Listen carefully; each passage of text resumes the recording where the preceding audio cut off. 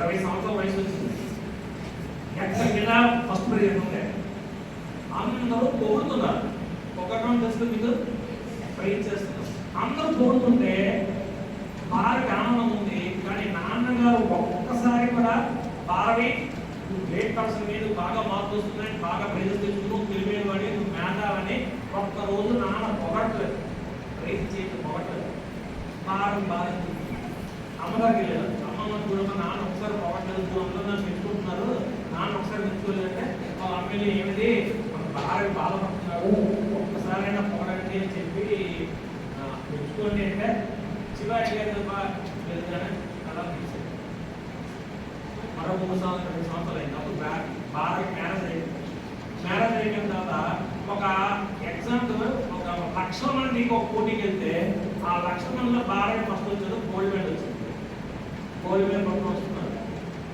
ఊరంతా భార్య పూజేస్తున్నారు. మా నాన్న ఇంటి వాళ్ళు బయట కూర్చున్నారు. భార్య లోపలికి వస్తుంటే ఊరు లోపలికి ఏమిటి మీ భార్య ఎంత తెలివిన వాడండి, ఎంత మేధావి అంటే కూర్చున్నారు. ఈ పాపం తెలుసు. ఈ కథకి సంబంధం లేకుండా పాయింట్ చెప్తాను కాదు. భార్యకి ఉపోషం పెరిగిన నాన్న ఒకట్లేదు పెట్టుకోవట్లేదు చెప్పి తండ్రిని చంపేద్దామని ప్రేరణ ఆలోచించారు. తండ్రిని చంపేద్దాం. ఇక్కడ ఈ కథకు సంబంధించిన ఒక పాయింట్ చెప్తాను. మన బ్రెయిన్ లో ఎప్పుడైనా చెడు ఆలోచన ఉందనుకోండి, ఆ చెడు ఆలోచన మన బ్రెయిన్ ని బెగ్గులాగా పోతంలాగా గుర్తించి అదే కష్టమే మనకి ఆలోచన జ్ఞానం నశించిపోయేటట్టు మనం తప్పుడు పని చేసినప్పుడు చేస్తుందో బ్రెయిన్ లో మన మనసులోకి చెడు ఆలోచనలు రానే ఉంటాయి. చెడు ఆలోచన ఎందుకు ఆ చెడు ఆలోచన పెద్ద మహావతం అయిపోతుంది. అలాగా భారతకి నాన్న చెప్పేద్దాం ఒక రోజు ఏం చేశారు, వాళ్ళ నాన్నగారు భోజనం ఎక్కడ చేస్తారో ఆ గదిలోని సంక్షేడ్ అంటారు. సంక్షేడ్ అన్నా చూడన్నా అటు కన్నా ఒకటే వస్తుందా, ఆ అటు మీద ఆ నాన్న ఎక్కడ కూతురు భోజనం పెద్ద బండవాడి ముందు పెట్టారు. నాన్నగారు భోజనం వస్తారని అనుకుంటూ పెద్ద బండవాడి కదా ముందు ఎక్కువ కూర్చున్నాడు. నాన్న భోజనం చేసినప్పుడు తలవేని బండవాడి చదివేస్తాడు.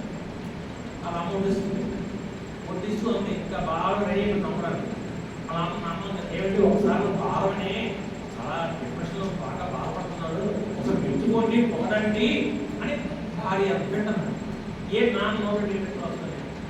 అప్పుడు నాన్నన్నాడు ఎదుగుదానా భారం అంటే నాకు గుండెలు ఇంకా ప్రాణం ఎండిపోయింది, భారం అంటే నాకు ప్రాణం, భారాన్ని నేను ప్రేమించేటప్పుడు ఎవరు ప్రేమించరు, అంత ప్రేమ అంత అభిమానం నాకు.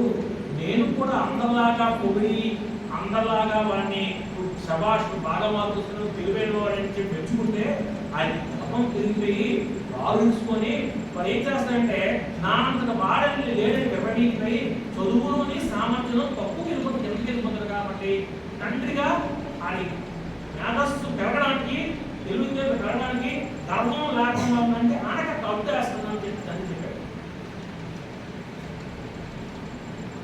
చెప్పేసరికి వెంటనే తండ్రి తావు ఇంత మంచివాడా తండ్రి వెంటనే మీద గెలిచారు. నాన్న కాలు పడుతున్నాడు. నాన్నగారండి మిమ్మల్ని చంపేద్దాం అనుకున్నాను, మిమ్మల్ని చంపేద్దాం చెప్పితే ప్రపంచంలో నా అంత నికృష్టుడు నా పేరు ప్రపంచం వెళ్ళిపోతే తల్లి తండ్రి తొమ్మాడని ఎంత తప్పు చేద్దామని చేశానో నాకు తెలియదు. కాలు పట్టుకునే తండ్రి కదా ఒకే ఇసాలే కదా భారవి చాలా తెలియవాలి. నాన్నగారండి నా పొరలో చదువు నాకు పనిష్మెంట్ ఇవ్వండి, నాకు శిక్ష ఇవ్వండి కాల్ పడుతున్నాడు. తండ్రి అన్నాడు తండ్రి కొడుకు పనిష్మెంట్ ఏంట్రా, నువ్వు నీ తప్పు చేసుకుని ఇట్స్ ఓకే ఎందుకు అన్నాడు. నేను మొదటి కాదు నాకు పనిష్మెంట్ ఇస్తేనే నేను కాల్ అవుతాను. ఆరవి తండ్రి కూడా చాలా తెలియదు. వెంటనే ఏం చేశారంటే సరే ఒక పని చేయి, మీ అత్తవారింటి 3 months రా, ఇది నీకు ఇస్తున్న పనిష్మెంట్ ఓ సిద్ధేమవుతున్నాడు. అత్తవారింటికి వెళ్ళాడు. అత్తవారు పరువు పేదవారు, ఇంటికి వెళ్తే అల్లు మొత్తం అల్లు అని చెప్పి మొదటి వారం 2 రకం కూరలు పక్కన పెట్టారు. ఒక వారం తప్ప ఒక కూర పచ్చడి నా వయసుకి అన్నం ఏమి పేదవాళ్ళు. ఒకటి ఏంటంటే తెలివి ఏంటంటే ఒక 100 సంవత్సరాల కింద ఎక్కడ పేదవాళ్ళకి ఇది కూడా ఉండేది కాదు. ఇప్పుడే మనం సంతోషంగా హాయిగా తిండి ఉంటుంది, పిల్లలకి ఎక్సెస్ పారేస్తున్నాం. ఒకప్పుడు బాగా పేదరికం ఉండేది. ఆ పేదరికం వల్ల అన్నం గెంజి పెట్టారు. ఈ తారక ఏం చేశారు, చాలా తెలివైన వాడు, గొప్ప తెలివైన వాడు. వాళ్ళ అత్తారింట్లో అలా ఇంటికి వెళ్ళి ఆవులను గేదెని కలుగంటే ఆవుల్ని గేదెని కనమాట, ఆ ఆవుని గేదెని మేపు పంపించడం మేము వెళ్ళేవాడు. ఆ ఇంటికి వెళ్ళి గడ్డి అలా పొలం గడ్డి కోయాలి, గడ్డి కోసేవాడు. తాటా ఒక 1518 ఒక తాటా మీద ఒక పద్యం రాశారు. పద్యంలో మొదటి లైన్ 18 అక్షరాలు, రెండవ లైన్ 18 అక్షరాలు, మూడవ లైన్ 18 అక్షరాలు, నాలుగవ లైన్ 18 అక్షరాలు. భావమాలు, అర్థమాలు, ఛందస్మాలు సంపూర్ణ పద్యం రాసి మాయలకు ఈ శ్లోకం ఈ పద్యం తీసుకెళ్ళి ఈ ఊళ్ళో పచారీ స్వామి అనే షావుగారికి ఇవ్వండి అని తీసుకెళ్ళి షావుగా తెలియట్టుకున్నాడు. చూసారు, అబ్బా ఎంత అద్భుతమైన పద్యం, ఇటువంటి పద్యం రాయలు. ఆ ఛందస్మాలదు, భావమాలదు, 17 అక్షరాలు రాయలేదు, 19 అక్షరాలు రాయలేదు, 18 అక్షరాలు రాయలేదు. ఆ శ్లోకం తాలూకా భావం ఏంటంటే ఏ పని చేసినా ఆలోచించి చేయాలి, ఆలోచించకుండా చేసే పనికి మనం శిక్ష చూపిస్తాం, అది కోపం అవుతుంది అనే రాశారు. వెంట ఆ షాపు ఏం చేశారంటే బియ్యము, నూనె, పప్పు